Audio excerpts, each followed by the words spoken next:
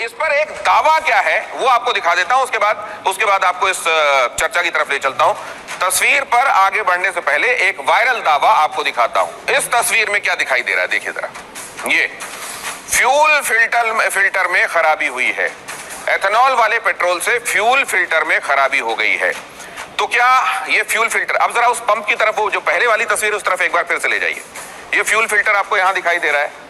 क्या ये fuel filter blended petrol की वजह से खराब हुआ है? क्या हम रिवर्स कर सकते हैं? और एक तस्वीर पहले, ये जो नीचे आपको दिखाई दे रहा है पंप में, ये फ्यूल फिल्टर कहां होता है टूटू साहब?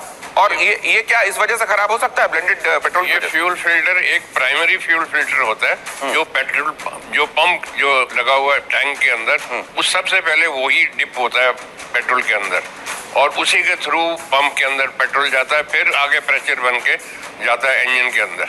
नहीं, जरा अब एक बार फिर से वो जो फ्यूल टैंक वाला हमने दिखाया था अपने दर्शकों को, उस वाली तस्वीर पे हम वापस जा सकते हैं।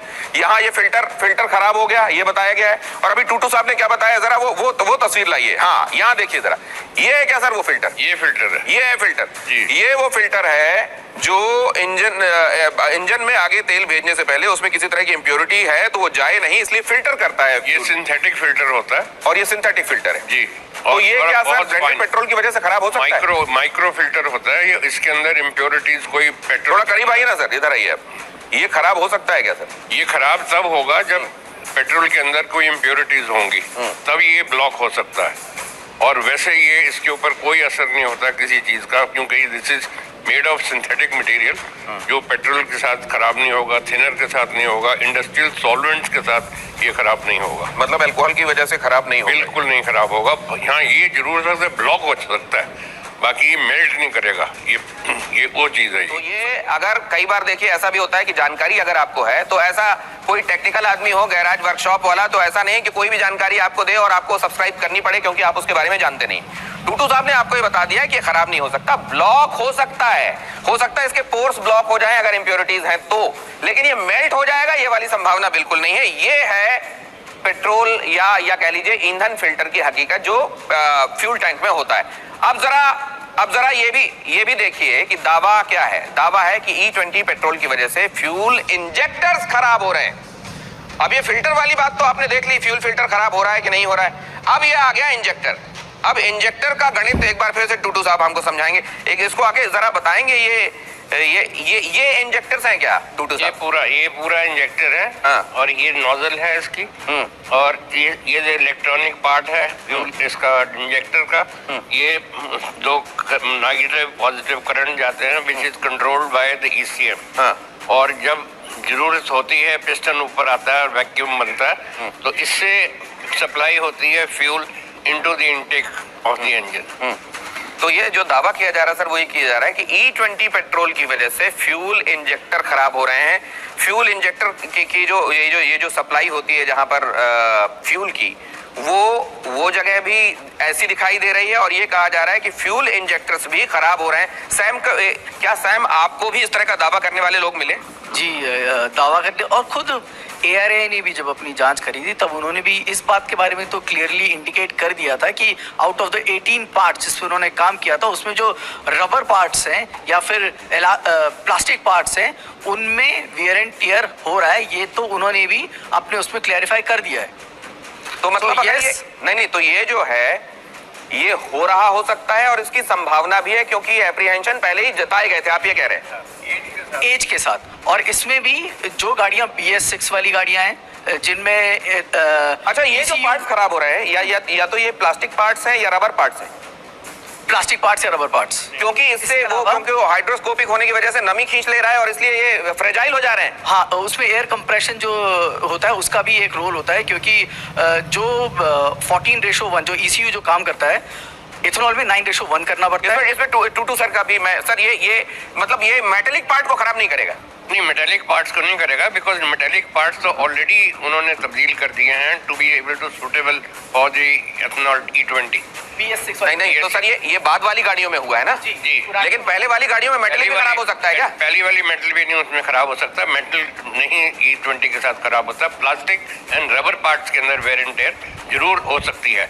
तो एक क्लैरिटी ये भी आपको मिल गई कि इसमें प्लास्टिक और रबर वाले जो पार्ट्स हैं, और इसको लेकर ये पहले ही बताया गया, अधिकृत तौर पर भी ये जानकारी मौजूद है कि ऐसा हो सकता है। मेटेलिक पार्ट खराब होने के चांसेस नहीं के जैसे हैं, ये बात भी टूटू साहब बता रहे हैं। तो ये इंजेक्टर्स में प्रॉब्लम आ सकती है, ये बात। अब जरा यहाँ पर ये देखिए, फ्यूल लाइन के संदर्भ में, फ्यूल लाइन मतलब वो लाइन जिससे होकर फ्यूल इंजन तक पहुंचता है पेट्रोल की टंकी से। अब ये टंकी से लेकर ये फ्यूल लाइन जो लेकर जाती है पूरे ईंधन को, ये जो फ्यूल लाइन लेकर जा रही है इंजन तक, इसमें ये कहा जा रहा है कि खराब हो रही है, कमजोर होकर टूट रही है। तो ये लाइन तो मेटेलिक होती होगी सर? कुछ गाड़ियों में मेटेलिक होती हैं और कुछ सिंथेटिक होती हैं।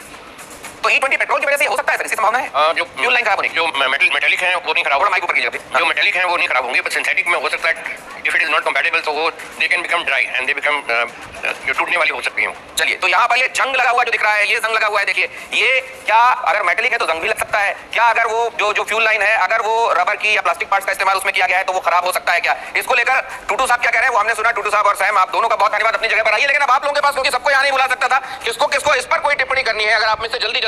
अच्छा, करे साहब बोलिए।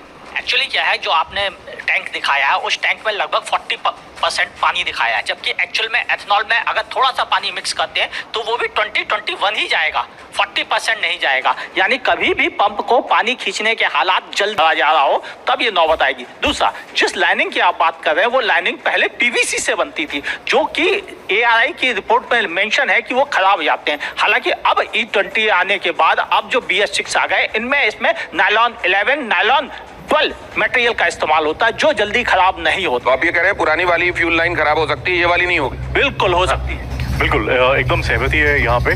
और जैसे खरे साहब ने बोला कि हम लोग एक चीज बहुत डिस्काउंट करते हैं उस ग्राफिक में कि आप पेट्रोल और E20 ब्लेंड हम लोग दिखा रहे हैं। तो आपका जो ग्राफिक था वो पेट्रोल ऊपर था और पूरा पानी नीचे था, होना अलग चाहिए था। 80% प्योर पेट्रोल और फिर एथेनॉल का जो लेयर है वो ये इसकी ग्रेविटी अलग अलग होती है, इस वजह से ऐसा कह रहे हैं आप। लेयरिंग अलग होगी, वो ऊपर होगा, आप ये कह रहे हैं जी। जो बेसिक प्रॉब्लम रहेगी वो नॉन कंप्लायंट इंजन के साथ होगी, क्योंकि कंप्लायंट इंजन जो है वो ऑलरेडी मटेरियल साइंसेस की वजह से एकदम E20। पहले आप मुझे ये समझाइए कि अगर इस पेट्रोल में मैंने पानी मिला दिया तो पानी कहाँ जाकर रुकेगा? वो सबसे नीचे लेयर बनाएगा, सबसे नीचे लेयर बनाएगा। आप बेसिक तो ये नहीं होगा कि नीचे की तरफ पेट्रोल और ये एथेनॉल हो और ऊपर की तरफ पानी हो, ऐसा नहीं होने वाला। हाँ, क्या हम ये जो आपने फ्यूल टैंक बनाया था जिसमें हमने लेयरिंग दिखाई थी, उसको फिर से बनाइए जरा, उसको एक बार फिर से दिखाइए। पहली तस्वीर जो आपने दिखाई थी जहां पर ये दिखाया जा रहा है कि दोनों अलग अलग हो जाते हैं और लेयरिंग करते हैं, क्या उसको हम दोबारा इसमें डाल सकते हैं? अगर उसको दोबारा, हाँ यहाँ देखिए, ये जो कहा जा रहा है कि ये तेल है और ये पानी, आपने भी तो यही कहा कि पानी सबसे नीचे जाएगा। हाँ, जो आपका ग्राफिक, आप ये पकड़िए जरा, हाँ बताइए। मैं आपका ग्राफिक है वो ऑलमोस्ट 50% दिखा रहा है पानी। हाँ, आप ये क्या, नहीं हम ये सांकेतिक बना रहे हैं। हाँ, तो ये हम एग्जैक्ट वैसा नहीं दिखा रहे। और ये तो इसके हिसाब से जो पंप जब पंप काम करेगा तो वो थोड़ा सा तेल तो खींच ही रहा है ना, क्योंकि तेल तो है ही आपका 90% तो तेल ही आपका। वो जो 10% आप देख रहे हैं जो E10 ब्लेंड है वो 10% इथेनॉल का है, 20% इथेनॉल का है, उसके ऊपर जो चर्चा हो रही है उससे पानी का मात्रा बहुत ही कम होगा अगर वो मॉइस्चर खींचा तो, राइट। तो अगर आप पूरी टंकी लेके चल रहे हैं, मॉइस्चर आपका बनेगा नहीं, पानी बनेगा अगर नहीं। वो बोतल जो, अगर आपको याद हो, जो बोतल हम दिखा रहे थे वायरल दावे में जो दिखाई दे रही है, अगर वो बोतल हम एक बार फिर से देख पाए, उस बोतल में तो पानी इतनी बड़ी लेयर दिखा रहा है और पेट्रोल अलग एक बड़ी लेयर दिखा रहा है। और मुझे एक बात की और हैरानी है, अगर इस तरीके से अल्कोहल जो है वो इतना हाइड्रोफिलिक हो जाए या हाइड्रोस्कोपिक हो जाए तो मुझे लगता है कि लोगों को अलग से पानी की व्यवस्था नहीं करनी पड़ेगी, सीधे वो बोतल खोलेंगे और उसमें पानी